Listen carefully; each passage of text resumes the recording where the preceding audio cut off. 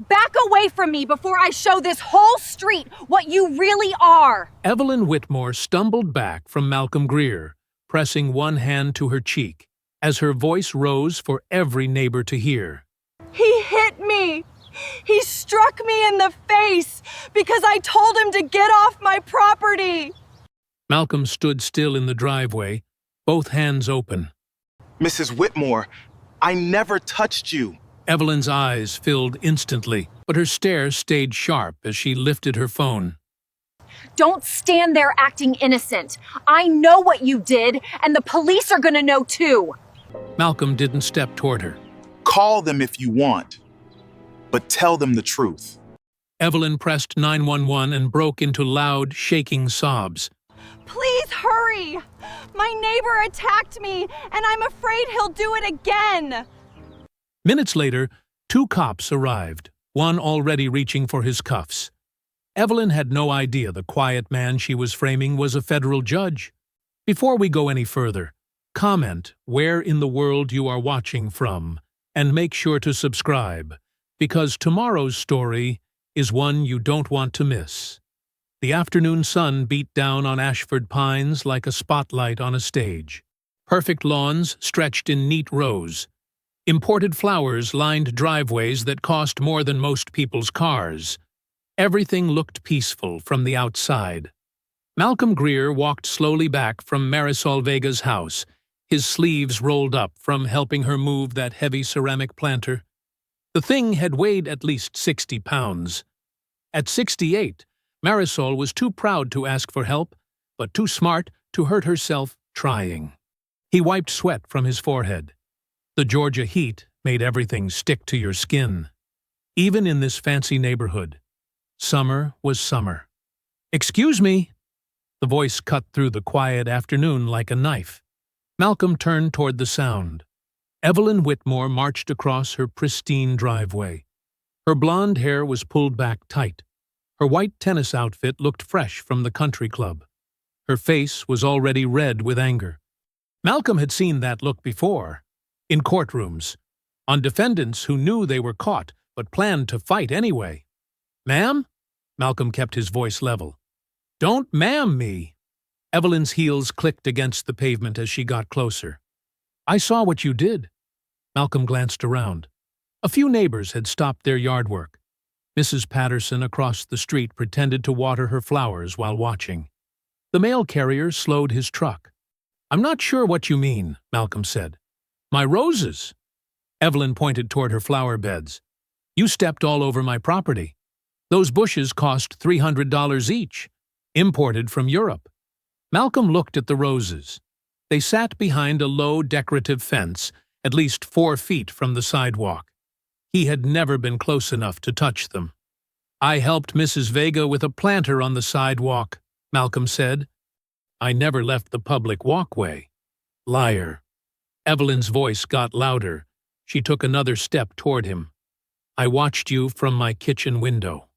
Darius Bell looked up from the hedge he was trimming 2 houses down. The teenager's face went tight with worry. He had worked in Ashford Pines for 3 years.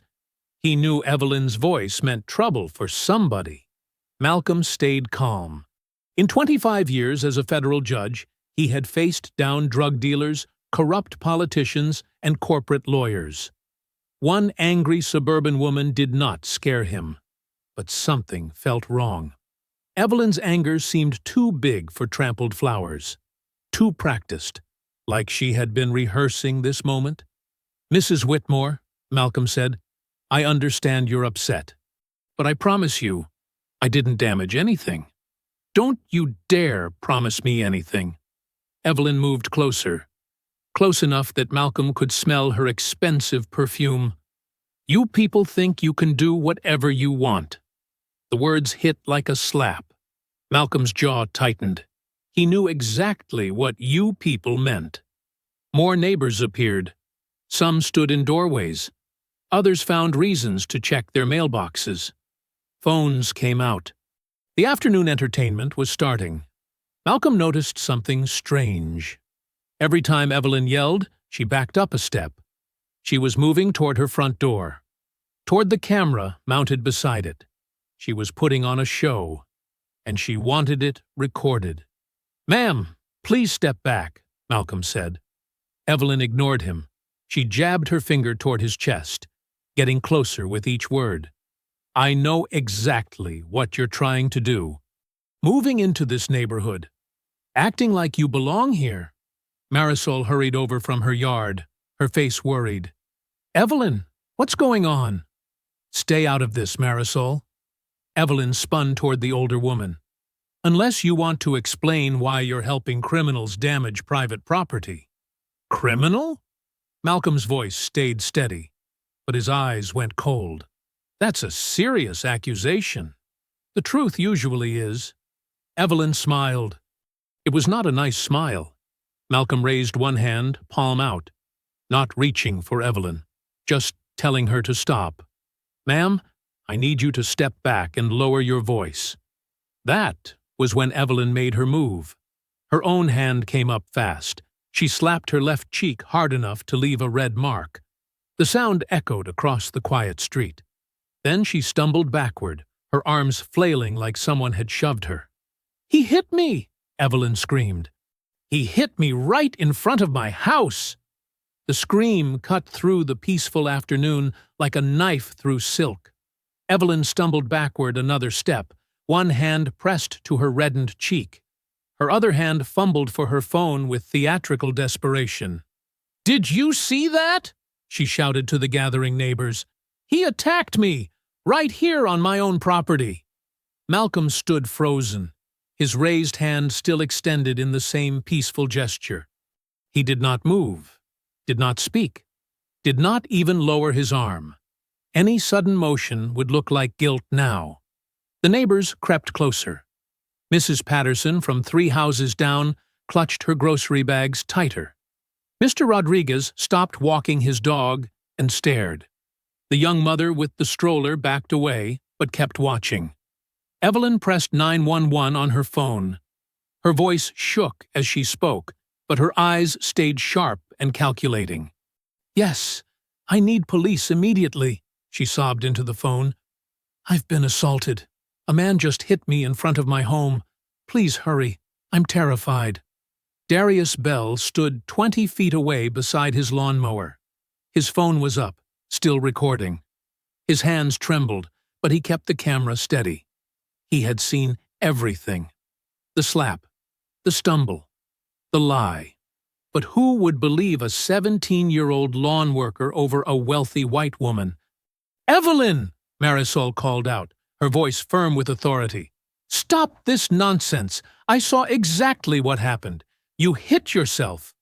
Evelyn whipped around, tears streaming down her face. Real tears now, but not from pain. From rage. "How dare you defend him?"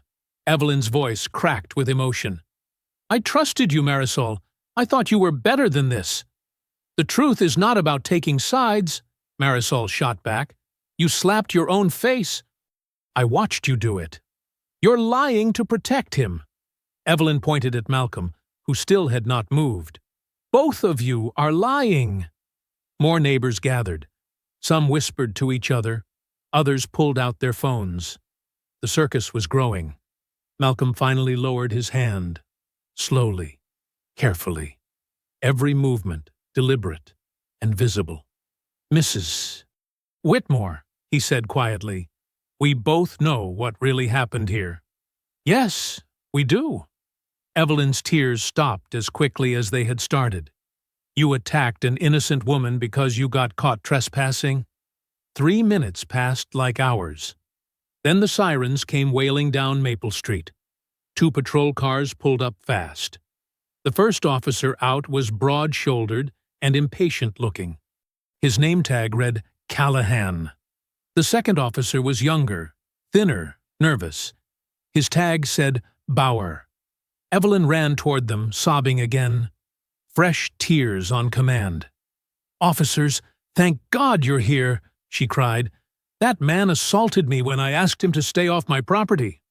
Callahan looked at Evelyn's red cheek, then at Malcolm standing calmly in the street. His mind was already made up. "Sir, Turn around and put your hands behind your back, Callahan barked. Malcolm did not move. Officer, may I ask if I'm under arrest? You're about to be if you don't start cooperating. Callahan's hand moved toward his cuffs. Turn around. Now. Officer Bauer shifted uncomfortably. Something felt off, but Callahan was senior. Bauer stayed quiet. The watching neighbors pressed closer. Phones captured everything. Malcolm could feel their stares like weights on his shoulders. This was what Evelyn wanted. The public shame, the assumption of guilt, the image of a black man in handcuffs on her perfect street. I saw her hit herself, Marisol called out desperately. She's lying. But Callahan ignored her. His attention was locked on Malcolm. Last warning, Callahan said. Hands behind your back. Evelyn watched with satisfied eyes. Victory was seconds away. Callahan stepped forward and grabbed Malcolm's wrist roughly. That was when Malcolm spoke, his voice calm and clear. Officer Callahan, before you place those cuffs on me, I strongly suggest you confirm my full name. Callahan's grip loosened slightly on Malcolm's wrist. His eyes narrowed with suspicion, but something in Malcolm's tone made him pause. What did you say your name was? Callahan asked, though his voice had lost some of its earlier aggression. Malcolm Greer, Malcolm replied evenly. The Honorable Malcolm Greer. Officer Bauer stepped closer, pulling out his radio. I'll run it, he said quietly to Callahan. Evelyn's face tightened. She could sense the shift in the air, the way both officers suddenly seemed less certain. Her tears had dried up, replaced by sharp attention. Don't let him intimidate you with some fancy title, she said quickly. Rich people always claim to be important when they get caught. But Bauer was already speaking into his radio, reading off Malcolm's name and asking for a full background check.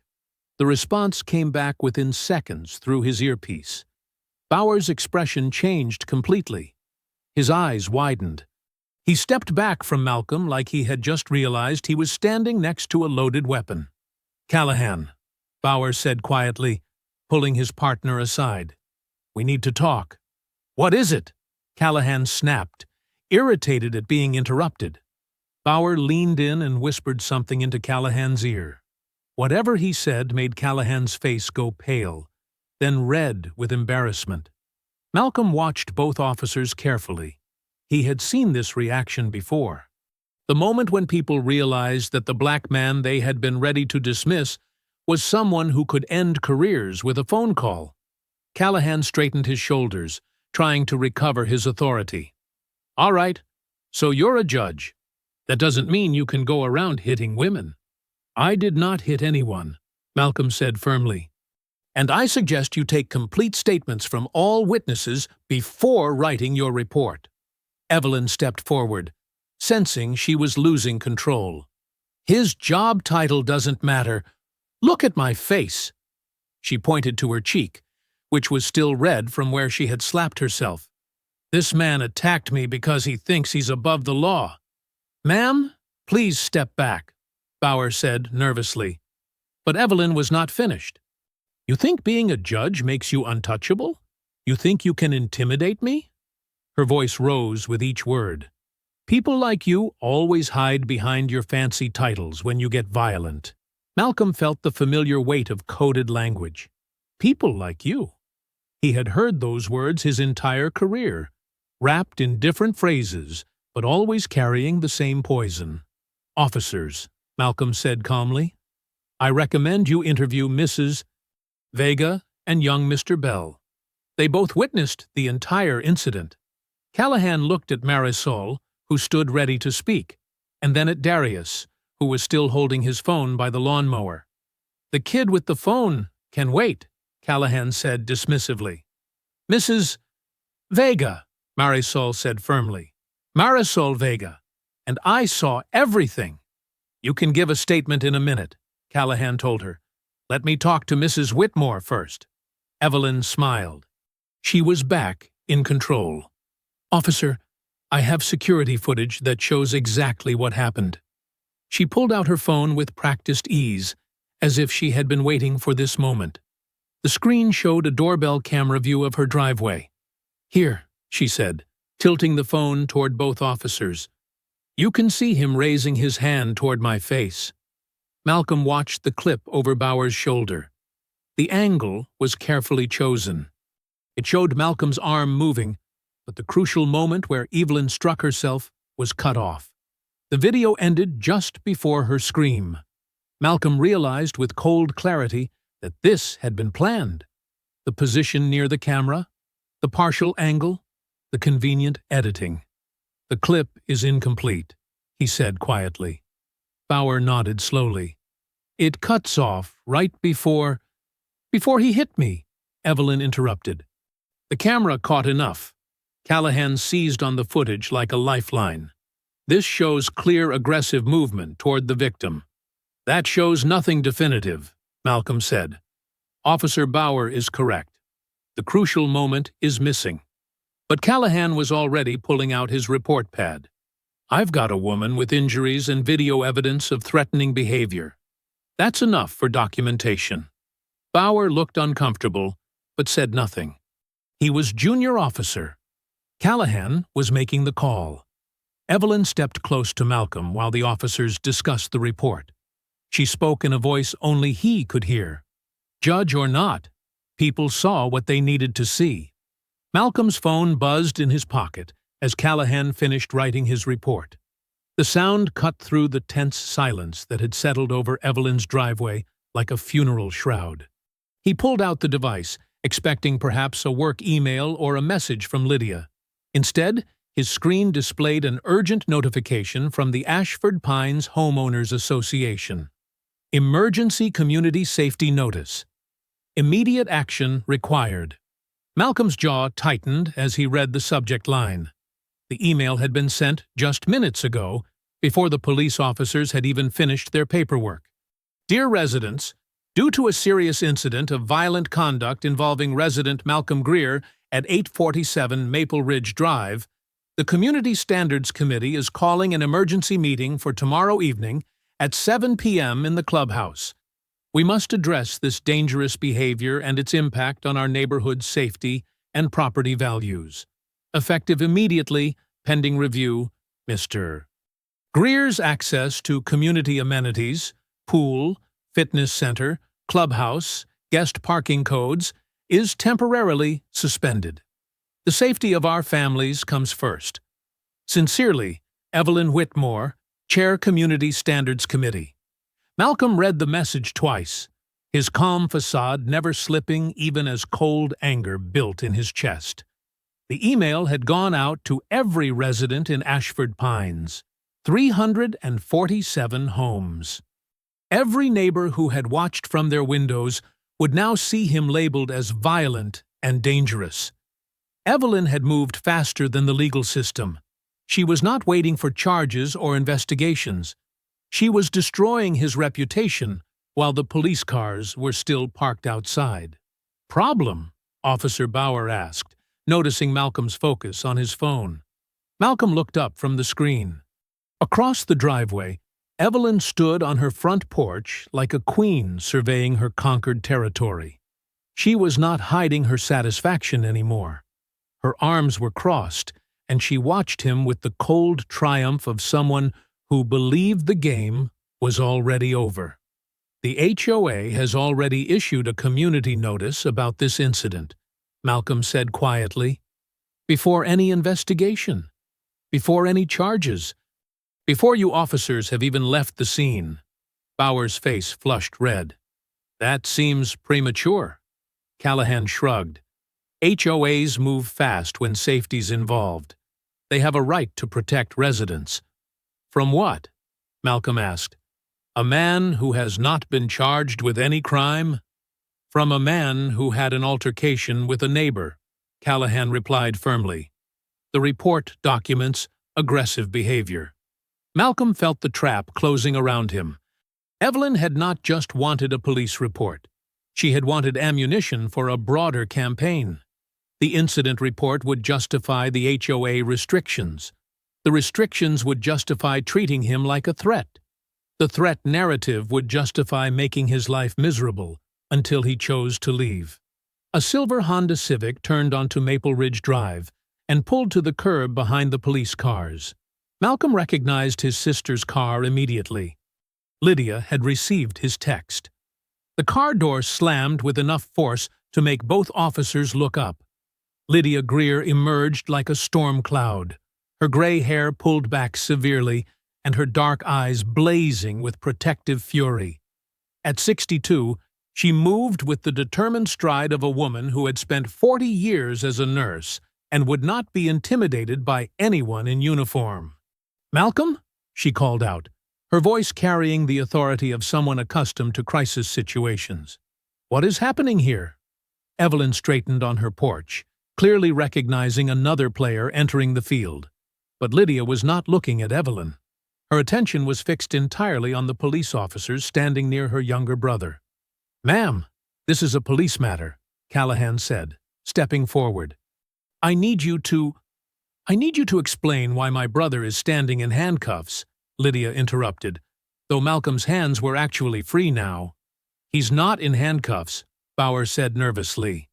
"Then why are you still here?" Lydia demanded. "If no crime was committed, why are there 2 police cars in his driveway?" Malcolm moved toward his sister before the confrontation could escalate. "Lydia, not now." "Not now?" Her voice rose. "Malcolm, there are police officers treating you like a criminal in your own neighborhood. When exactly would be better?" "When we have facts instead of emotion," Malcolm replied calmly. He touched her arm gently. "Let them finish their work." Lydia's training as a nurse had taught her to read situations quickly. She saw Callahan's defensive posture, Bauer's obvious discomfort, and Evelyn's satisfied expression on the porch. She understood immediately that this was not about justice. "What did she accuse you of?" Lydia asked quietly. "Assault," Malcolm replied. "Did you touch her?" "No." "Then why is she standing there looking like she won the lottery?" Callahan cleared his throat loudly. "Ladies, I need to finish this report. The incident has been documented. Mrs. Whitmore has provided video evidence. Mr. Greer's conduct will be reviewed by the appropriate authorities."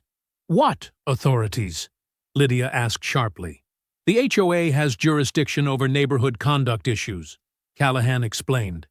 Malcolm watched his sister's expression shift from anger to something more dangerous. Lydia had always been protective, but she was also strategic. She had watched Malcolm endure decades of professional challenges that other men never faced. She knew exactly what this was. "Malcolm," she said quietly, "we need to talk. Privately." Callahan finished his paperwork with obvious relief. "Mr. Greer, you'll receive a copy of this report within 48 hours. Any questions about the process can be directed to the department."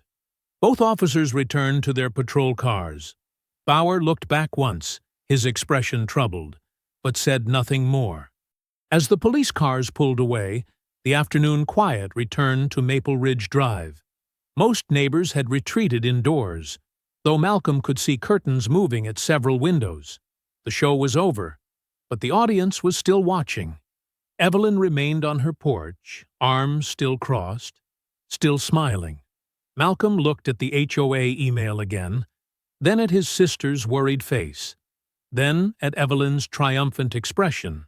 "This was never about a slap," he told Lydia quietly. "She wants me gone." Malcolm's kitchen table became a makeshift war room. He spread out a legal pad, 2 pens, and his phone, while Lydia filled the kettle with water. The late afternoon sun slanted through the blinds, casting long shadows across the hardwood floor. "Start from the beginning," Lydia said, turning on the burner. "Every detail." Malcolm began writing in his precise handwriting. The timeline first, 3:47 p.m., finished helping Marisol. 3:52 p.m., Evelyn emerged from her driveway. He noted her positioning throughout the confrontation, how she kept backing toward the doorbell camera while forcing him into the frame. "She knew exactly where to stand," Malcolm said, not looking up from his notes. The whole thing was choreographed. Then why didn't you leave? Lydia asked. Because leaving would have looked like guilt. The kettle whistled. Lydia poured hot water over chamomile tea bags, a ritual from their childhood when their mother used tea to calm heated discussions. Some habits survived decades. Malcolm continued documenting Callahan's immediate assumptions, Bauer's obvious discomfort, Darius's phone recording, Evelyn's edited doorbell footage that conveniently cut off the crucial moment. "You need to call a press conference," Lydia said, setting a mug beside Malcolm's elbow. "Show everyone what really happened." Malcolm paused his writing. "With what evidence? Darius's video? A teenager's phone footage against a wealthy woman's security system? You think people will choose his word over hers? I think people will choose the truth. Truth requires proof, Lydia. And proof requires witnesses willing to speak publicly." Malcolm sipped his tea. "Anger makes good headlines, but it doesn't win cases." Lydia sat across from him, frustration clear on her face. "So we do nothing while she destroys your reputation?" "We do everything, but we do it right." Across the street, lights blazed in every window of Evelyn's mansion.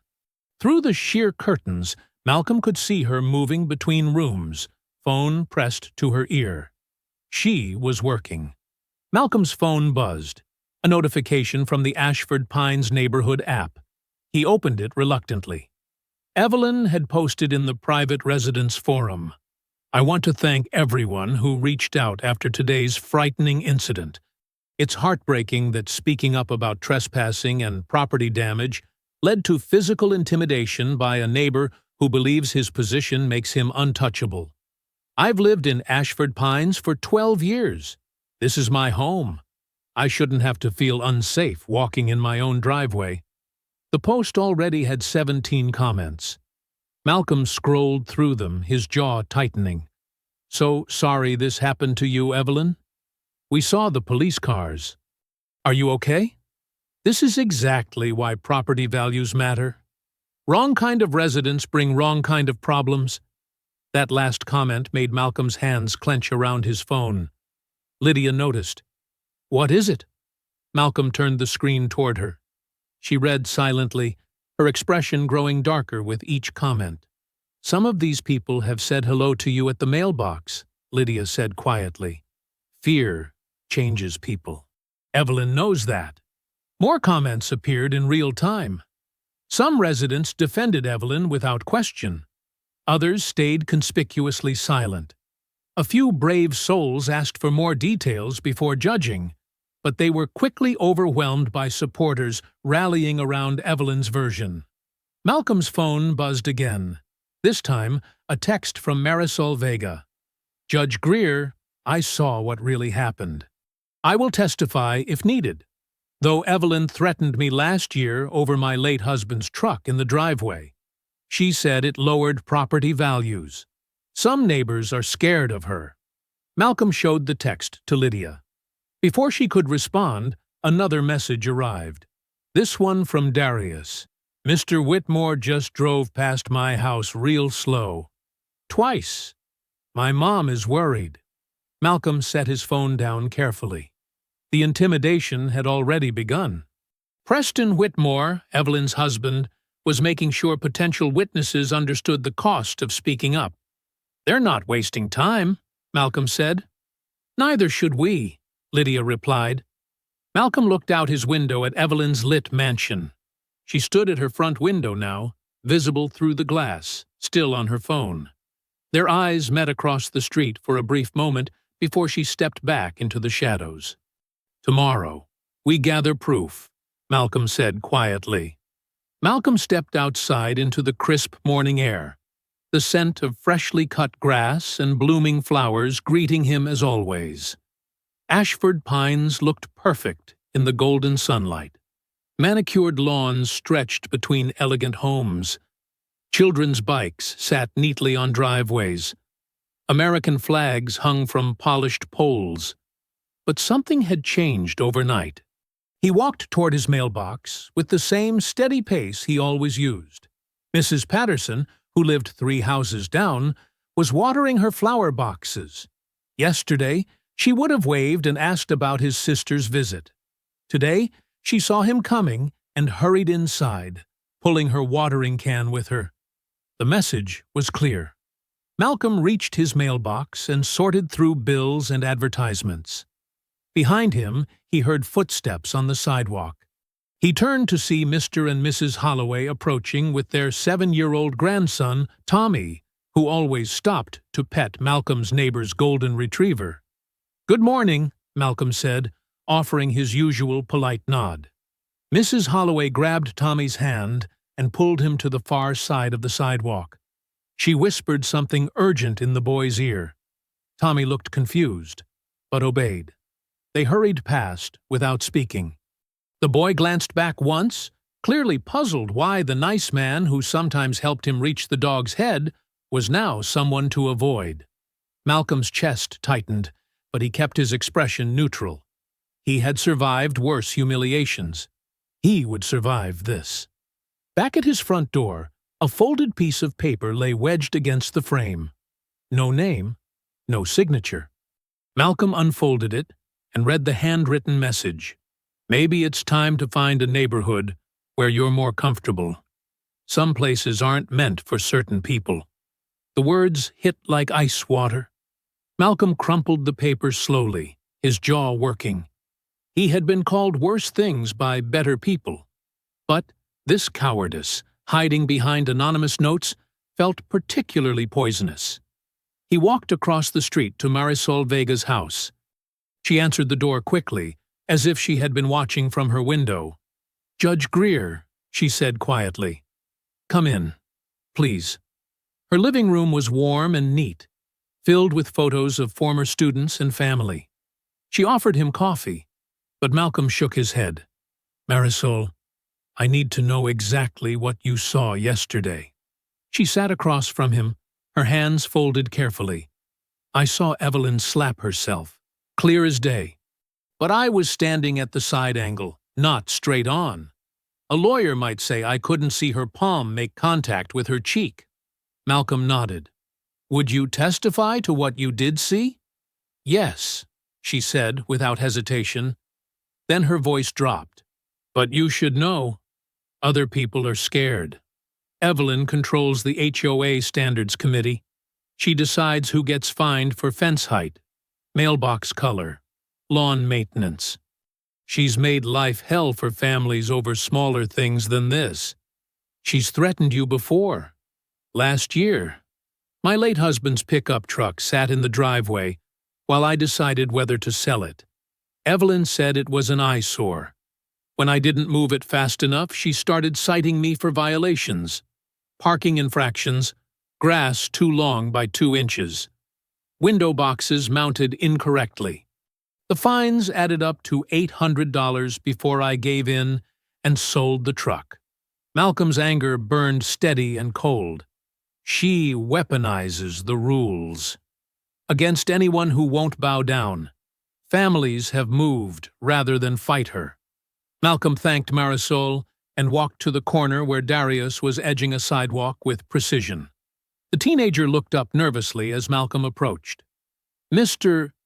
Bell, I'd like to speak with you privately." Darius shut off his edger and glanced around. "About yesterday? About the recording you made?" The boy's shoulders tensed. "I got it. The whole thing. But Mr. Greer, I can't. I mean, my family needs this work." Malcolm kept his voice gentle. "What happened after I left? Mr. Whitmore came by last night. Evelyn's husband. He said unlicensed workers get reported to the county all the time. Said the HOA keeps lists of who's allowed to work in the neighborhood and who isn't. He said kids with phones sometimes film things that look different than what really happened." Malcolm felt his anger spike, but he controlled it. "He threatened your business. My mom works 2 jobs. I help with rent. If I lose my lawn clients—" Darius's voice trailed off. Malcolm looked at this 17-year-old boy who was being crushed between honesty and survival. The same pattern, the same weapon. fear of consequences for people who couldn't afford to fight back. "Darius," Malcolm said quietly, "you tell the truth when you're ready. I won't let them crush you." The Ashford Pines clubhouse felt different under fluorescent lights. What looked elegant during daytime social events now seemed harsh and institutional. Folding chairs filled the main room in crooked rows. Residents filed in with the careful expressions of people attending a public execution. Malcolm entered with Lydia beside him. She wore her best dress, and the fierce look she reserved for hospital administrators who tried to bully nurses. Malcolm had chosen a simple navy suit. He would not perform humility, but he would not give them ammunition either. Evelyn arrived 10 minutes late, moving slowly like someone still in pain. She had darkened the makeup on her left cheek, creating a shadow that looked worse under the clubhouse lights. She wore a cream-colored blouse with the top button undone, suggesting vulnerability. Her husband Preston followed close behind, his hand hovering near her elbow as if she might collapse. Graham Pike, the HOA president, called the meeting to order from behind a folding table that served as a judge's bench. His insurance executive background showed in his careful, liability-conscious language. "We're here to address a serious incident involving resident conduct and neighborhood safety," Pike announced. "Mrs. Whitmore has requested this emergency session due to what she describes as an unprovoked physical assault." Evelyn dabbed her eyes with a tissue. "Thank you, Graham. I never thought I'd have to stand in front of my own neighbors and explain why I'm afraid in my own driveway." She paused for effect. Several residents leaned forward. "Yesterday afternoon, I approached Judge Greer about damage to my rose garden. I was respectful. I was calm. But when I asked him to be more careful about where he walked, he became aggressive. He raised his hand to me." Her voice cracked perfectly. "He struck me right in front of witnesses, in broad daylight, on my own property." Murmurs rippled through the room. An elderly man in the front row shook his head in disgust. A woman near the window whispered to her husband. Malcolm noticed Officer Callahan sitting in the back row, still in civilian clothes, but making his presence obvious. Callahan's arms were crossed, his expression supportive of Evelyn. The message was clear. Even off duty, the police stood with her. "Mrs. Whitmore," Pike said gently, "do you have evidence to support your account?" Evelyn nodded toward her husband, who stood and connected a tablet to the room's television screen. The doorbell footage played on the wall-mounted display. The edited clip showed Malcolm's arm moving near Evelyn's face, then cut to her stumbling backward with her hand on her cheek. The room went silent.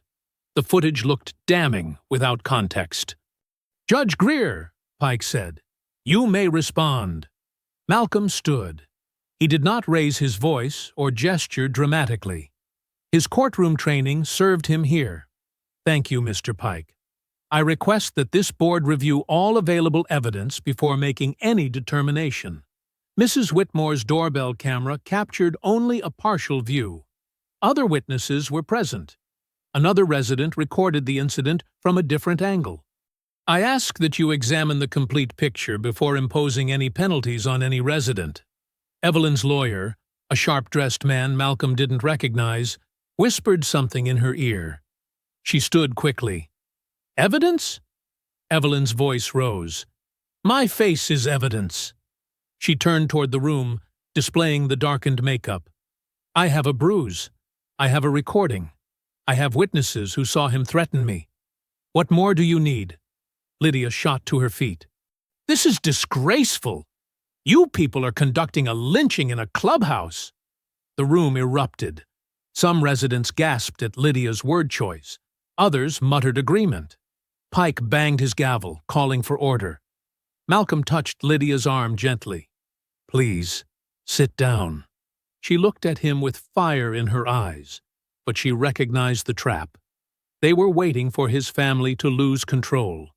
They wanted to paint him as the angry black man with the angry black sister. She sat down reluctantly. Pike restored quiet, and announced the board's decision. Given the severity of the allegations and the available evidence, we're issuing temporary fines for disruptive conduct and initiating a formal resident review process. Judge Greer, you'll receive documentation of these measures within 24 hours. The meeting dissolved into small groups of whispering neighbors. Some looked at Malcolm with sympathy. Others avoided his eyes entirely. Most seemed relieved the show was over. As Malcolm gathered his jacket, Evelyn approached him near the exit. Her tears had dried completely. Her voice carried just loud enough for nearby residents to hear. "You may know courtrooms, Judge, but I own this room." The morning sun filtered through Malcolm's kitchen windows as he set 3 mugs of coffee on the oak table.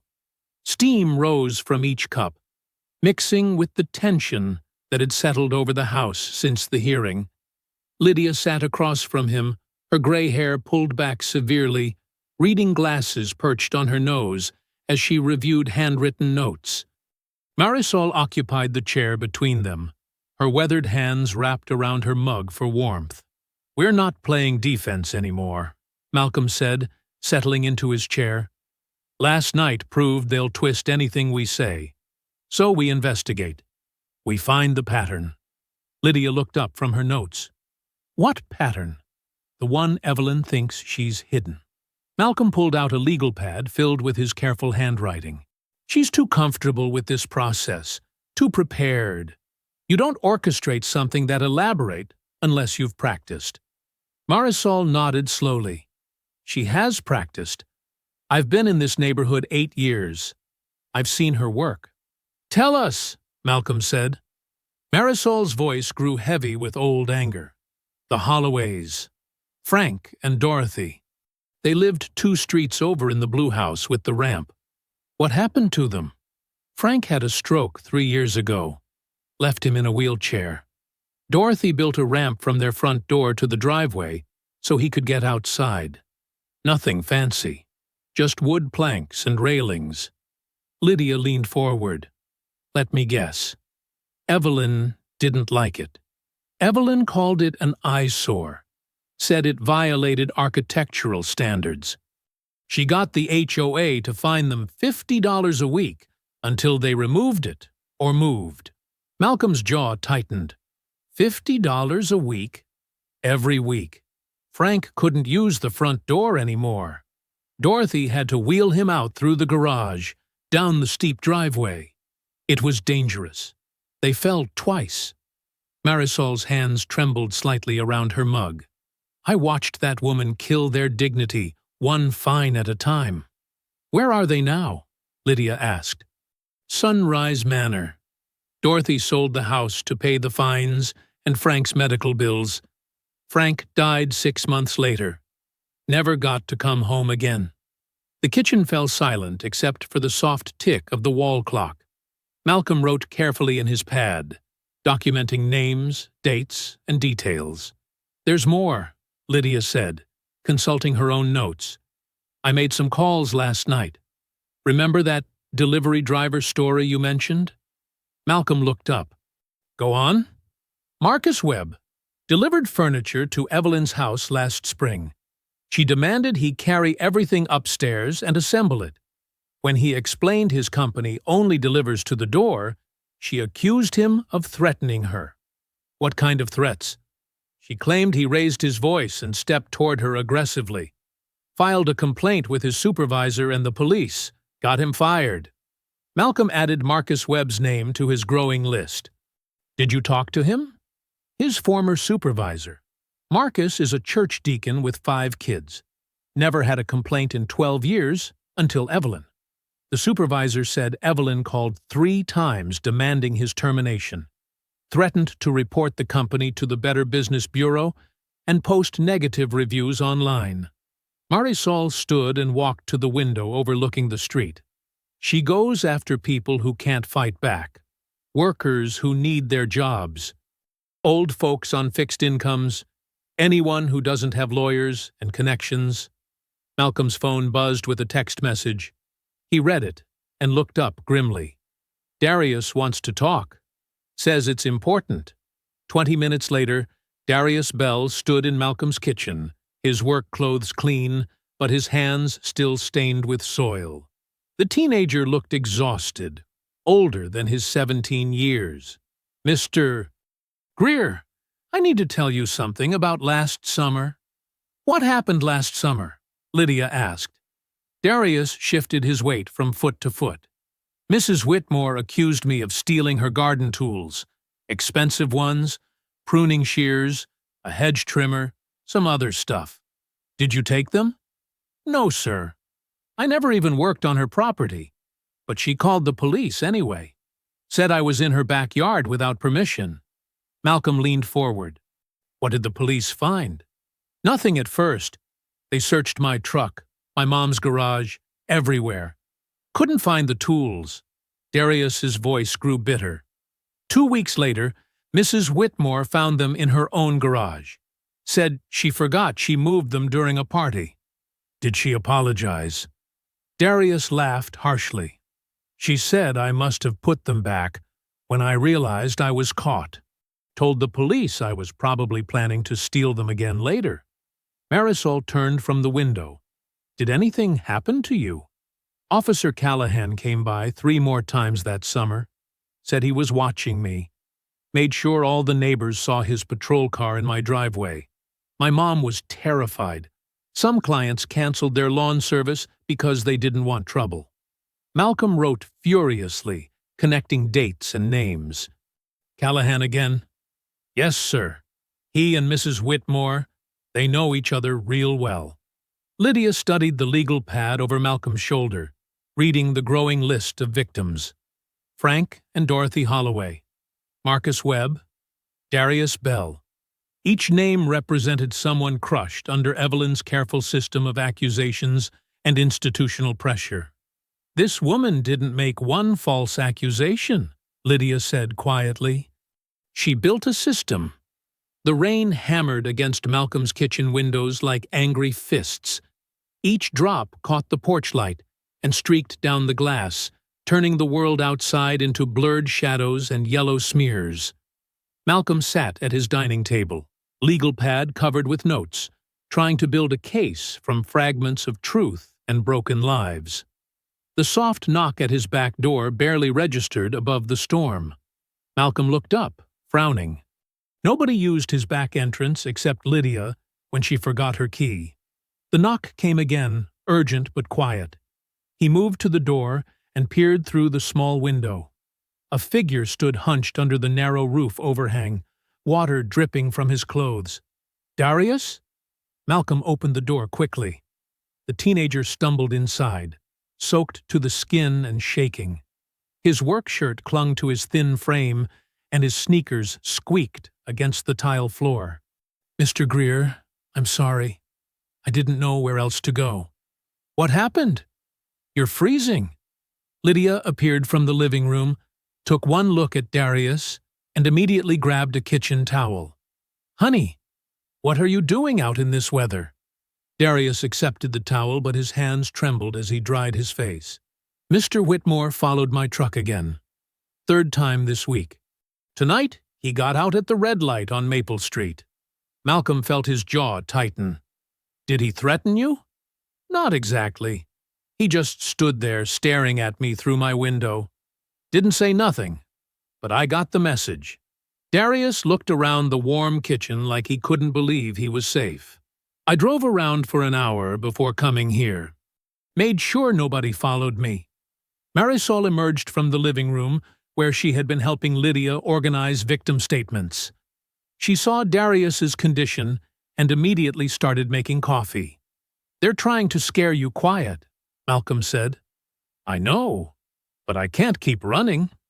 Darius reached into his jacket pocket and pulled out his phone. The screen was cracked, but functional. "I need to give you this before they take it away from me." Malcolm's pulse quickened. "The video?" "Everything.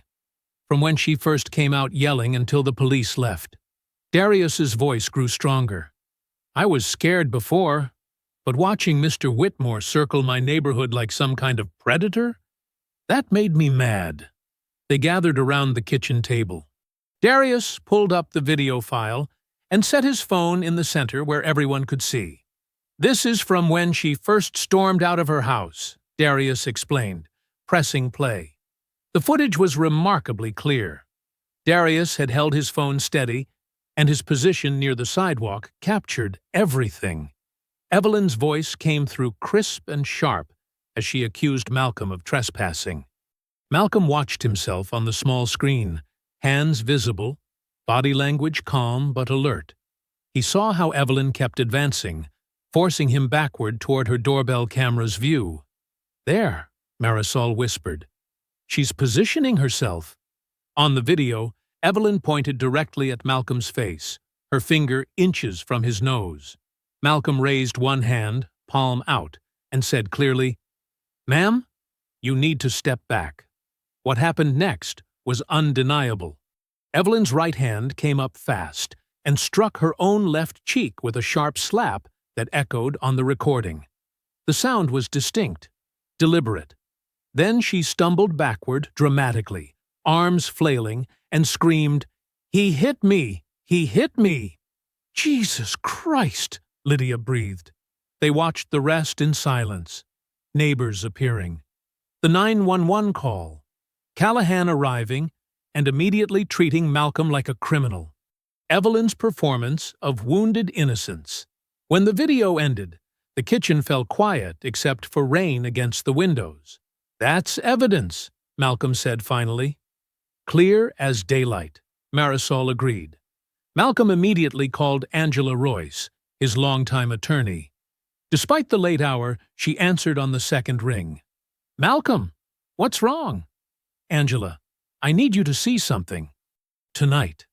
30 minutes later, Angela sat in Malcolm's living room, her silver hair still perfect, despite being pulled from her evening routine. She wore jeans and a Georgetown law sweatshirt, but her sharp eyes were all business. She watched Darius's video twice without comment. "Well," she said finally, "this changes everything. Can you get preservation notices out tonight?" "Already drafting them in my head. Police department, HOA board, and Evelyn's legal representation if she has any." Angela's fingers moved quickly across her phone screen. "This video needs to be protected immediately." "What about Darius? They're intimidating him." Angela looked at the teenager, who sat quietly on Malcolm's couch with a cup of coffee warming his hands. "Darius, how old are you?" 17, ma'am." "Still a minor. That gives us additional legal protections." She turned back to Malcolm. "I'm filing a harassment complaint against Preston Whitmore first thing Monday morning." Malcolm's phone buzzed with a voicemail. He listened and looked up with surprise. "Officer Bauer. He says Callahan's report has serious problems, and the department is reviewing the incident." Lydia clapped her hands together. "Finally." "There's more," Malcolm said, checking his email. "The HOA canceled tomorrow's disciplinary meeting. Temporary postponement pending new information." For the first time in days, hope filled the room like warm light. Marisol smiled. Lydia hugged Darius's shoulders. Angela nodded with professional satisfaction. Malcolm picked up Darius's phone and watched the crucial moment one more time. Evelyn's hand striking her own face. The deliberate stumble. The calculated scream. He set the phone down carefully and looked around at the people who had stood with him when the lie seemed stronger than the truth. Truth, finally, has a face. Malcolm woke to Lydia's voice, cutting through the morning quiet like a blade. "Malcolm! Get in here now!" The panic in her tone shot him upright. He pulled on a robe and rushed to the living room, where Lydia stood frozen in front of the television, remote trembling in her hand. The Channel 7 Morning News played Evelyn's doorbell footage on loop. The edited clip showed Malcolm's arm moving near her face, but the angle cut off at the crucial moment. To anyone watching quickly, it looked damning. "Federal judge under scrutiny after alleged neighborhood assault," the headline read. The anchor's voice filled the room. "Judge Malcolm Greer of the U.S.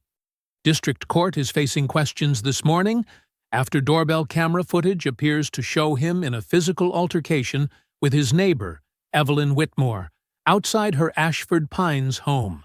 Malcolm's stomach dropped. "Where's the real video?" "That's not all," Lydia said, her voice tight with rage. "Keep watching." The news cut to Evelyn on her front lawn, tears streaming down her face as reporters held microphones toward her. She wore a simple white blouse and looked fragile against her mansion's brick facade. "I never wanted this public attention," Evelyn said, dabbing her eyes. "But powerful people are trying to intimidate me into silence. They want me to disappear my story because it's inconvenient for them." A reporter asked, "What do you say to those claiming you fabricated the assault?" Evelyn's voice broke. "I have doorbell footage. I have a police report. I have bruises on my face. What more do they need?" Malcolm grabbed his phone and called Angela. She answered immediately. "Malcolm, we have a problem. I'm watching the news. It's worse than that. The video file I received last night is corrupted. Half the data is missing, and what's left shows pixelated garbage." Malcolm's blood ran cold. What about Darius's original? That's the bigger problem. "Darius was detained this morning." The words hit Malcolm like a physical blow. "Detained?" "Officer Callahan claims he matched the description of someone vandalizing mailboxes last night. His phone was seized as possible evidence. And Malcolm?" Angela's voice grew grim. "Someone accessed Darius's cloud account from an unknown device at 3 a.m. The original video is gone." Malcolm sank onto his couch. Lydia sat beside him, her face pale with fury. "They moved fast," Angela continued. "Whoever orchestrated this knew exactly what they were doing. Professional-level digital cleanup." Malcolm's phone buzzed with notifications. The HOA had sent another emergency email reinstating his disciplinary review. Comments flooded the neighborhood forum calling him a dangerous predator and demanding his removal. Then his phone rang. The caller ID showed Rosa Bell, Darius's mother. "Judge Greer." Her voice was thick with tears. "They took my boy. They took his phone. He didn't do nothing to nobody's mailbox. He was home with me all night watching movies." "Mrs. Bell, I'm going to help." "No!" Her voice cracked. "You can't help nobody now. They're saying he was working with you to destroy evidence. They're saying my son's a criminal. His landscaping clients are already canceling. How's he going to pay for college now? How's he going to have any future?" The line went dead. Malcolm stared at his phone, the weight of responsibility crushing down on him. Everyone who had stood with him was paying the price. Darius, just 17 years old, was being destroyed for telling the truth. Marisol would be next. Then Lydia. "This is my fault," he said quietly. "Like hell it is." Lydia's voice blazed with righteous anger. "That woman is a snake, and snakes bite when they're cornered." Outside, Malcolm could see neighbors walking past his house with deliberate distance, their faces turned away. A news van had parked across the street. His own driveway felt like a stage where he was trapped in someone else's play. The doorbell rang. Through the window, Malcolm saw 2 reporters approaching his front door. He closed his eyes, feeling the careful life he'd built crumbling around him. Every person who had believed in him was suffering because they'd stood up for what was right. Later that night, after the reporters had finally left, after the phone calls from concerned colleagues, after Angela had delivered more bad news about the investigation expanding, Malcolm sat alone in his late wife's favorite chair. Lydia appeared carrying an old shoebox, its corners worn soft with age. She placed it gently on the coffee table before him. "Renee's letters," she said simply. Malcolm looked at the box, remembering how his wife had written him notes throughout their marriage.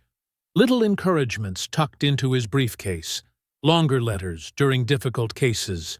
Lydia opened the box and pulled out an envelope marked, "When you become a judge." Renee had given it to him on his swearing-in day, but he'd been too overwhelmed to read it then. "Read it," Lydia said. Malcolm's hands shook slightly as he unfolded the letter. Renee's careful handwriting filled 2 pages, but one paragraph made him stop breathing. "You have a gift, Malcolm, but it's not power. It's patience. You always let arrogant people reveal themselves. You wait, and you watch, and you remember everything. Then, when they think they've won, you show them exactly who they really are. Don't ever lose that." Lydia sat back and watched her brother's face change as he read. "Your wife knew you never let bullies write the ending," she said quietly. Malcolm sat in the lamplight, rain drumming against the windows like impatient fingers. Renee's letter lay open in his hands, her words cutting through the fog of his anger and frustration. "You always let arrogant people reveal themselves. You wait, and you watch, and you remember everything." He had been fighting Evelyn's game instead of playing his own, chasing the stolen video, demanding immediate justice, pushing for quick resolution. But that wasn't how he'd built his reputation on the federal bench. That wasn't how he'd exposed corruption, dismantled lies, or protected the innocent. Malcolm folded the letter carefully and placed it back in the box. The rain continued its steady rhythm as he pulled out a legal pad and began writing. Not in anger this time, but with the methodical precision that had served him for decades. Who benefited from Darius's phone disappearing? Who had the connections to make it happen so quickly? Who knew exactly which evidence to target? The answer wasn't just Evelyn. She was wealthy and manipulative, but she didn't have direct access to police evidence. Someone else had helped her. Someone with badges and authority, who wanted this story buried as much as she did. Malcolm wrote down Callahan's name, then drew a line connecting him to the HOA, to Preston Whitmore, to the seized phone. The corruption wasn't just about one false accusation. It was about a network of people protecting each other. By 3 a.m, Malcolm had filled 4 pages with connections, timelines, and questions. His phone showed 17 missed calls from reporters and 3 voicemails from colleagues expressing concern. But for the first time since this nightmare began, he felt clear. He wasn't going to chase their evidence anymore. He was going to find his own. The rain stopped just before dawn. Malcolm dozed in Renee's chair until Lydia woke him with coffee and the morning news. Evelyn's story had gained national attention overnight. The headlines painted him as an arrogant federal judge hiding behind his position after assaulting a suburban woman. "You look different," Lydia said, studying his face. "Renee reminded me who I am," Malcolm replied. After breakfast, Malcolm walked to Marisol's house. She answered the door in her gardening clothes, dirt under her fingernails, and worry in her eyes. "I saw the news," she said immediately. "This is getting worse." "It's about to get better," Malcolm said. "But I need you to think back. When the Holloways lived across from Evelyn, did they have security cameras?" Marisol's eyes widened. "Yes. Tom Holloway installed one after someone kept knocking over his trash cans.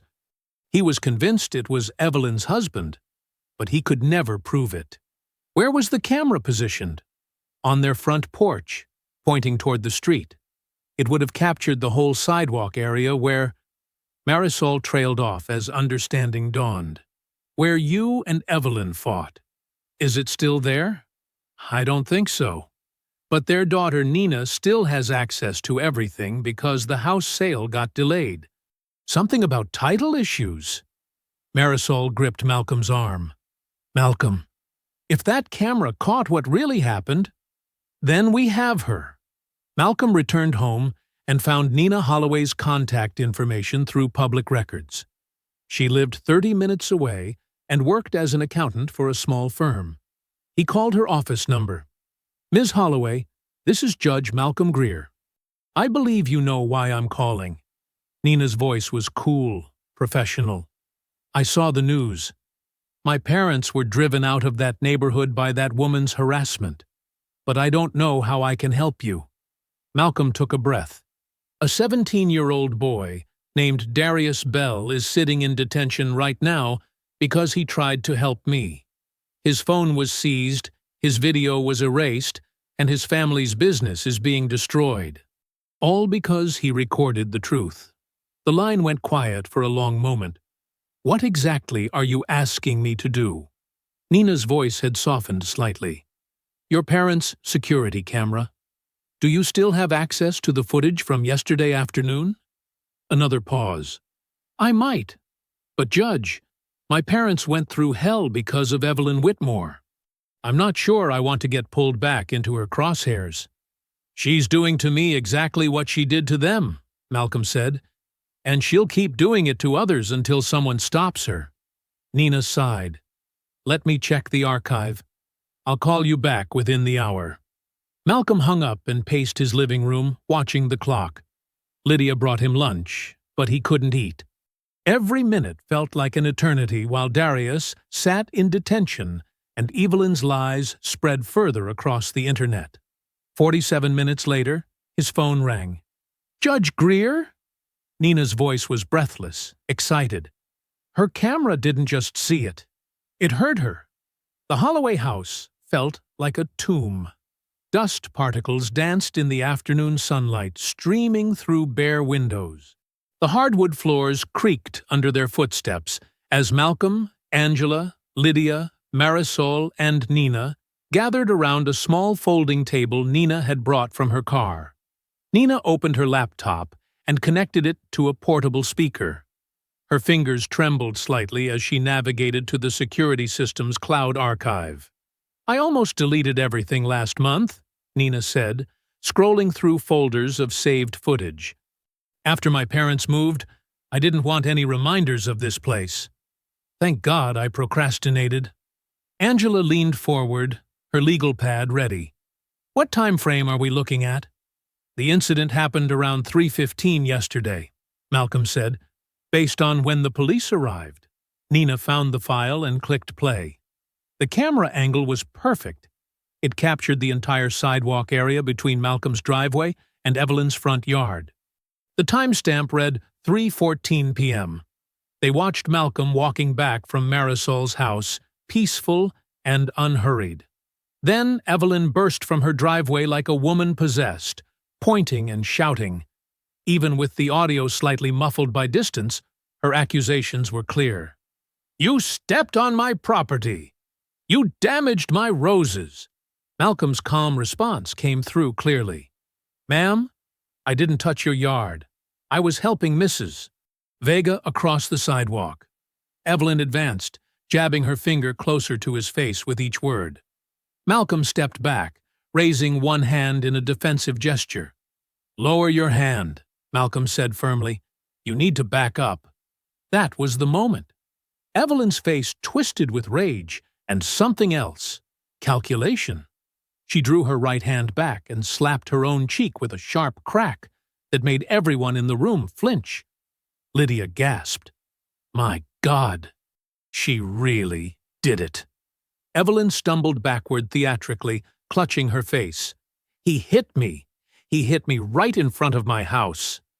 The performance was chilling in its precision. Every gesture looked convincing from a distance. Only the clear camera angle revealed the truth. "Keep watching," Nina whispered. The police arrived exactly as Malcolm remembered. Callahan emerged from his patrol car, already treating Malcolm as the aggressor. Bauer looked uncertain but followed his partner's lead. Evelyn rushed toward them, sobbing and pointing. Angela scribbled notes furiously. "Look at Callahan's body language. He's not investigating. He's validating her story." The footage continued. Evelyn produced her phone, showing the officers her edited doorbell clip. Callahan seized on it immediately while Bauer shifted uncomfortably. Malcolm stood with his hands visible, never raising his voice, never making a threatening gesture. Then came the devastating part. After the patrol cars left and most neighbors had returned inside, Preston Whitmore walked across the street. The camera caught him approaching Darius, who was loading his mower into his pickup truck. Preston's voice carried clearly in the quiet afternoon air. "Kid, you need to understand something. That video on your phone? It doesn't exist. You try to share it, and I'll make sure the city knows about your unlicensed landscaping operation. You'll lose every client in this neighborhood. Your family will lose their house." Darius's young voice cracked as he responded. "Sir, I wasn't doing nothing wrong. You were recording private property without consent. That's a crime. Delete the video or face the consequences." The teenager nodded frantically and climbed into his truck. Preston watched him drive away, then strolled back across the street with the satisfied air of a man who had just solved a problem. But the most damning moment came next. Evelyn appeared on her front porch, still wearing the victim's mask she had performed for the police. Preston climbed the steps, and they stood close together, speaking in low voices. The camera's sensitive microphone caught every word. "Is it handled?" Evelyn asked. "The kid won't be a problem. His family needs the work too much to risk it." Evelyn smiled, not the tearful, frightened expression she had shown the police, but a cold, satisfied smirk. "Perfect. He'll move now. They always move when you make staying expensive enough." The room went silent except for the laptop's fan humming. Angela stopped writing. Marisol covered her mouth with both hands. Lydia's jaw had dropped open. Nina paused the video and looked around the table. "There's more. After you left, she made phone calls. I can hear her through the window talking about calling HOA members, coordinating stories." Angela closed her legal pad with a sharp snap. "This is it. This destroys everything. Her credibility, Callahan's report, the HOA's rush to judgment. It shows premeditation, witness intimidation, and conspiracy." "We could release this online right now," Lydia said, her voice tight with anger. "Let the whole world see what she really is." Malcolm shook his head. "No, not yet." "Malcolm," Lydia protested, "this proves everything. Why wait?" Angela understood immediately. "Because we need to control the setting. If we leak this online, Evelyn's lawyers will claim it's doctored or taken out of context. Her supporters will say it's a setup. We need to force her into a position where she can't escape or spin the truth." Malcolm nodded. "Exactly. We demand a formal public HOA hearing. We make her repeat her lies in front of the entire community, on the record, with witnesses present. Then we play this footage." "She'll be trapped," Marisol whispered.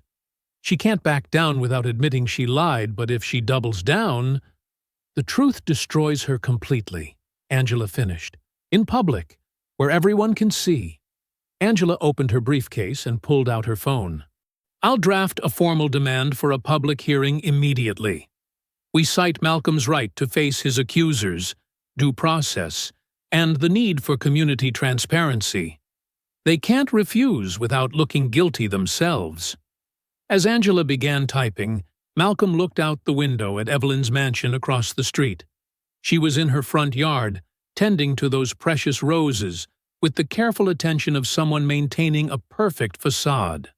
Soon, that facade would crumble in front of everyone. Angela finished her message and hit send. "Done. I've demanded a full public hearing within 48 hours, with all evidence reviewed openly. I've also requested that all relevant parties be present, including the police officers who responded."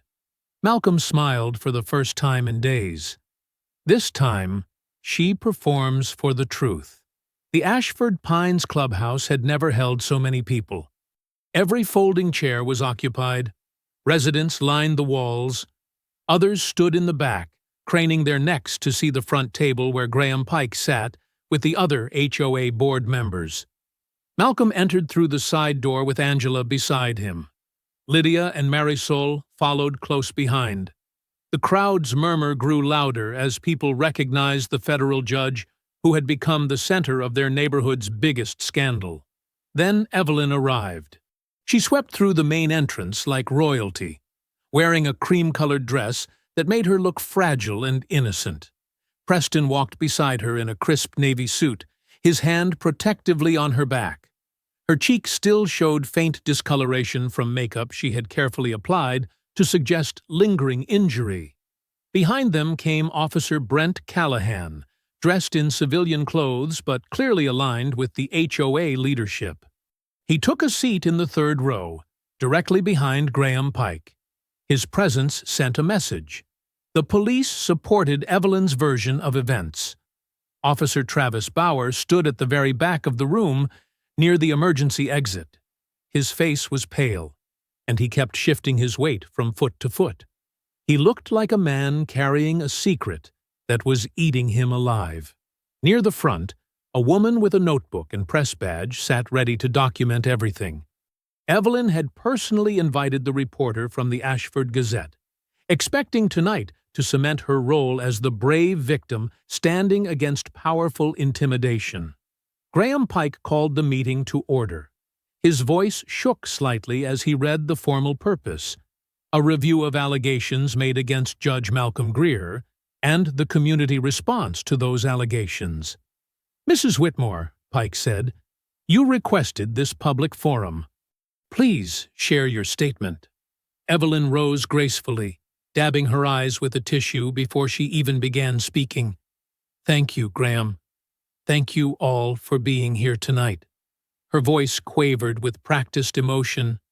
"I never wanted this attention. I never wanted to be in the news or have my private pain become public. But when someone uses their power and position to try to silence me, I have no choice but to speak out." She turned toward Malcolm, pointing with a trembling finger. "Judge Greer thinks his title makes him untouchable.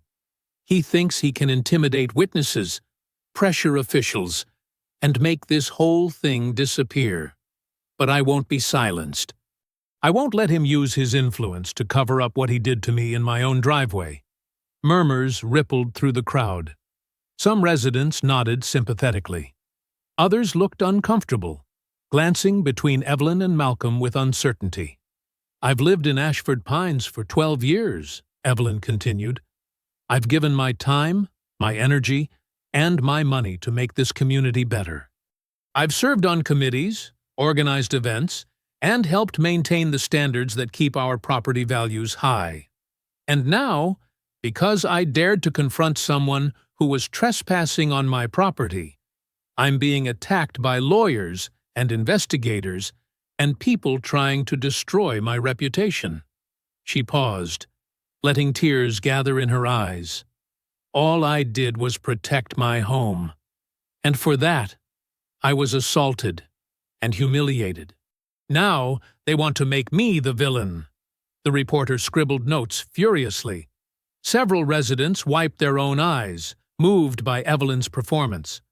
Malcolm remained perfectly still throughout her speech, his hands folded on the table in front of him. When Pike asked if he wanted to respond, he stood slowly. "Thank you, Mr. Pike." Malcolm's voice was calm and measured.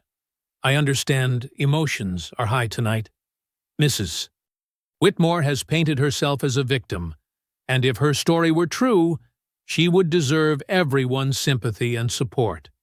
He looked around the room, making eye contact with residents he had barely met, but who would judge him based on tonight. "False accusations don't just harm the accused," Malcolm said. "They harm real victims who won't be believed. They corrupt the institutions we depend on for justice. They poison communities that should be built on trust and truth." He turned toward Evelyn. "Mrs. Whitmore has asked for this public forum. She has demanded transparency. So let's have it." Angela stood and connected her laptop to the clubhouse's projection screen. "What you're about to see is security footage from a camera across the street, archived by the Holloway family before they moved from this neighborhood." The screen flickered to life, showing a clear view of Evelyn's driveway from 2 evenings ago. The timestamp in the corner confirmed the date and time. The room watched Malcolm walking past Evelyn's property. They saw Evelyn storm out of her house, pointing and shouting. They watched Malcolm step back, raise one hand, and say something that made Evelyn even angrier. Then they saw Evelyn's hand rise to her own face. The slap was unmistakable. Her own palm struck her own cheek with enough force to redden the skin. She stumbled backward theatrically and opened her mouth to scream. Gasps exploded throughout the clubhouse. Someone dropped their purse. Another person stood up so fast their chair fell backward. "That's not real!" Evelyn shouted, her composed mask finally cracking. "That video has been doctored. They edited it to make me look." "Wait," Angela said calmly. She advanced the footage to show the police arriving. The room watched Callahan immediately side with Evelyn, saw him threaten Malcolm with handcuffs, witnessed the bias that poisoned the investigation from the first moment. "Still fake," Evelyn insisted, but her voice was rising to a shriek. "They can make videos show anything now." Angela let the footage continue. After the police cars drove away, it showed Preston approaching Darius by his truck. The audio wasn't perfectly clear, but the threatening body language was obvious. Then came the moment that destroyed everything. Evelyn's voice, crystal clear through the Holloway camera's microphone, floating across the quiet street. "He'll move. They always move when you make staying expensive enough." The clubhouse fell into absolute silence. Even the reporter had stopped writing, her pen frozen above her notebook. Malcolm stood and turned to face the packed room. His voice carried the quiet authority of a federal courtroom. "Now," he said, "who else did she do this to?" Marisol Vega rose slowly from her chair in the third row. Her voice carried the firm authority of 30 years as a school principal, cutting through the stunned silence like a blade. "I saw her do it," Marisol said clearly. "I was standing right there when Evelyn slapped herself. I saw her position herself in front of that camera. I saw her force Judge Greer into the frame. And I've been afraid to say it because this woman has threatened me before." The room stirred. Heads turned. Whispers began. "She threatened you?" Graham Pike asked, his face pale. "Over my husband's old pickup truck," Marisol continued. "She said it lowered property values. She said if I didn't get rid of it, she'd find other violations. She'd make my life here miserable." Near the back of the room, Darius Bell stepped forward with his mother beside him. His landscaping uniform was wrinkled from detention, but his voice was steady. "Preston Whitmore came to my house," Darius said. "He told me unlicensed workers aren't welcome in Ashford Pines. He said I could lose all my clients if I caused trouble for his wife. He said nobody would believe a kid with a phone over a respected neighbor." Mrs. Bell's hand tightened on her son's shoulder. "My boy was terrified. He thought telling the truth would destroy his future." "It nearly did," Darius added. "Officer Callahan took my phone, deleted my video, and made up that mailbox vandalism story to shut me up." Angela gestured to Nina Holloway, who had been sitting quietly near the front. Nina stood, her accountant's composure barely containing years of suppressed anger. "Evelyn Whitmore harassed my parents for 8 months," Nina said, her voice shaking. "My father needed a wheelchair ramp after his stroke. She called it an eyesore. She filed complaint after complaint until the HOA fined them every week. My parents sold their home of 20 years because they couldn't afford to keep fighting her." The room erupted in shocked murmurs. Several residents looked genuinely horrified. Angela opened her folder and pulled out a stack of documents. "I have sworn statements from Marcus Webb, the delivery driver Mrs. Whitmore falsely accused of threatening her when he refused to carry furniture inside for free.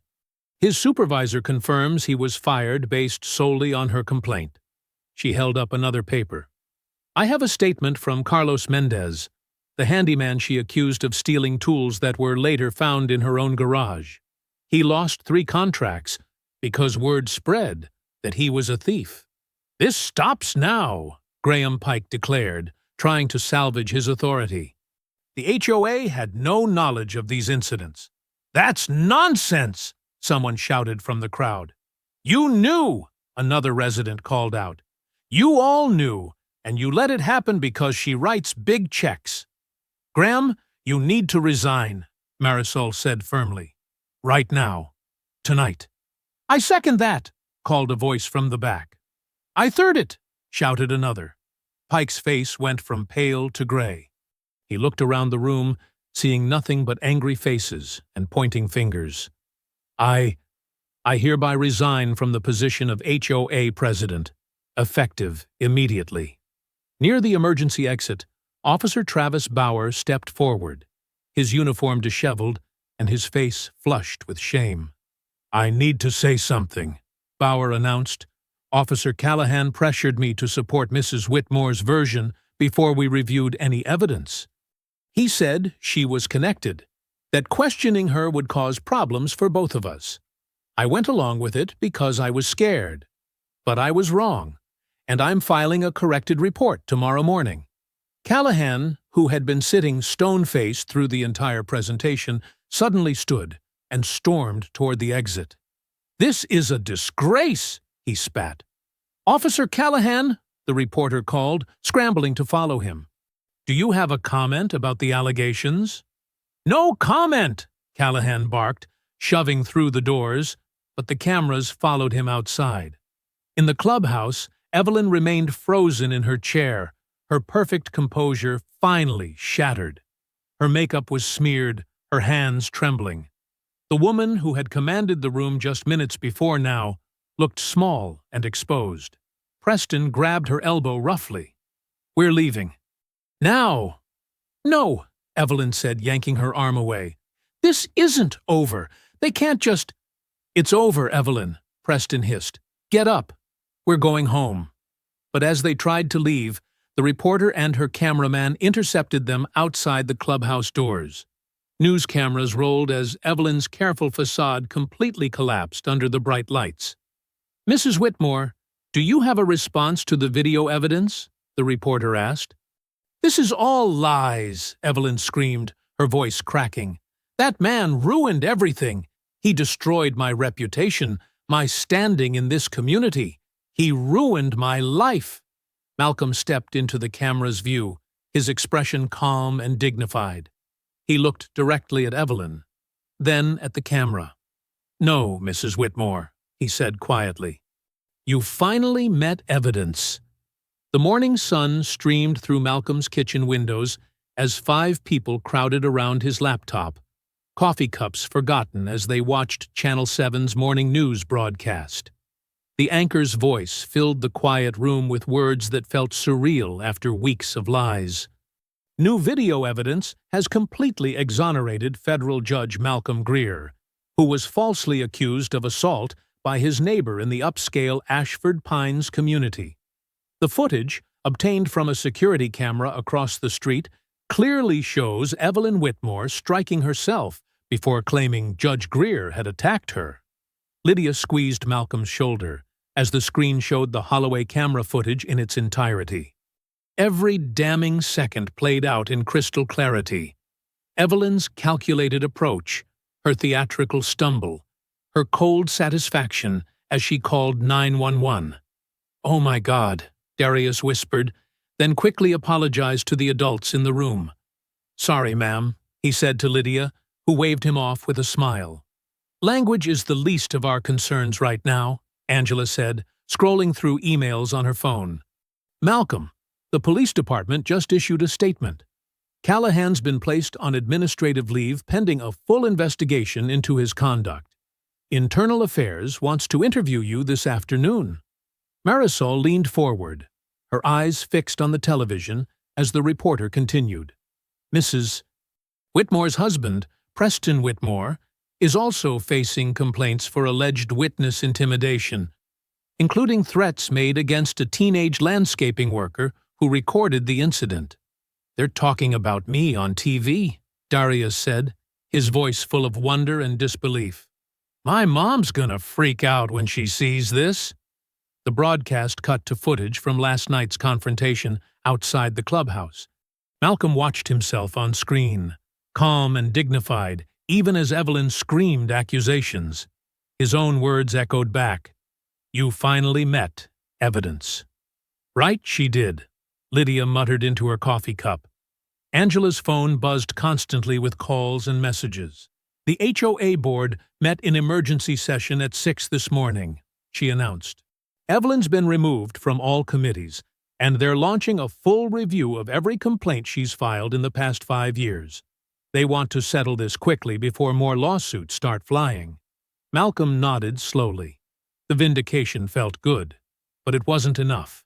Not when he thought about all the people Evelyn had terrorized over the years. "I want to file that civil claim we discussed," he said. "Not for personal damages. For a community accountability fund." Angela looked up from her phone. "You're sure? You could ask for significant personal compensation, given what she put you through." "I don't need her money," Malcolm replied firmly. "But this neighborhood needs protection from people like her. A legal defense fund for workers, seniors, anyone who gets targeted by HOA abuse. Make sure it's big enough to sting." Darius shifted nervously in his chair. "Judge Greer, what if she tries to come after me again? I mean, my business, my family." "She won't," Malcolm said with quiet confidence. "Her power came from operating in shadows. She's got no shadows left to hide in." The news moved on to other stories, but Angela kept working her phone. Over the next hour, she fielded calls from reporters, the police department, and several attorneys representing other Evelyn Whitmore victims who were suddenly coming forward. "This is bigger than we thought," she said, after hanging up from a particularly long call. "I've got 3 more families wanting to file complaints. The Hendersons say she got their contractor banned for being too ethnic. The Parkers say she reported their teenage son for suspicious behavior when he was walking home from school. And there's a woman named Sarah Holloway, whose elderly mother was fined into selling her house." Malcolm felt his jaw tighten. How many people did she hurt? "We're about to find out," Angela said grimly. 3 weeks later, the transformation of Ashford Pines was visible everywhere Malcolm looked. Legal notices had been posted on every community bulletin board. Emergency elections had been held. Settlement checks had been cut to victims of what the local newspaper now called the Whitmore pattern. Marisol had been elected HOA president by the largest margin in the community's history. Her first official act was implementing new policies requiring evidence review before any resident could be fined or reported to authorities. Her second was establishing the Malcolm Greer Community Defense Fund with money from the civil settlement. Darius's landscaping business had exploded with new clients. Neighbors who had once avoided the teenager now specifically requested his services, wanting to show their support. His truck was booked solid for the next 2 months. The "For Sale" sign in front of Evelyn's mansion had gone up a week ago. Malcolm had watched the movers load boxes while Evelyn sat in her car, refusing to look at any of her former neighbors. Preston had already moved out, their marriage apparently another casualty of their public exposure. Now, Malcolm stood on the community walkway, holding steady a young rose bush, while Darius carefully packed soil around its roots. Lydia sat on a nearby bench, watching with obvious pride as her brother worked alongside the teenager he'd protected. "These are gonna be beautiful when they bloom," Darius said, wiping sweat from his forehead. "Mrs. Vega picked good colors. Red, white, and pink." Malcolm looked up at the old oak trees that dotted the neighborhood, their branches swaying gently in the afternoon breeze. Renee had loved those trees. She'd said they made the whole community feel rooted, permanent, like a place where people could build real lives. "You know what I learned through all this?" Malcolm said, brushing dirt from his hands as he straightened up. "What's that?" Darius asked. Malcolm gazed at the trees, thinking of his wife's letters, of truth finally finding light, of a neighborhood that had chosen justice over comfort. Some places don't become home until you make room for the truth. I hope you enjoyed that story. Please like the video and subscribe so that you do not miss out on the next one. In the meantime, I have handpicked 2 stories for you that I think you will enjoy. Have a great day.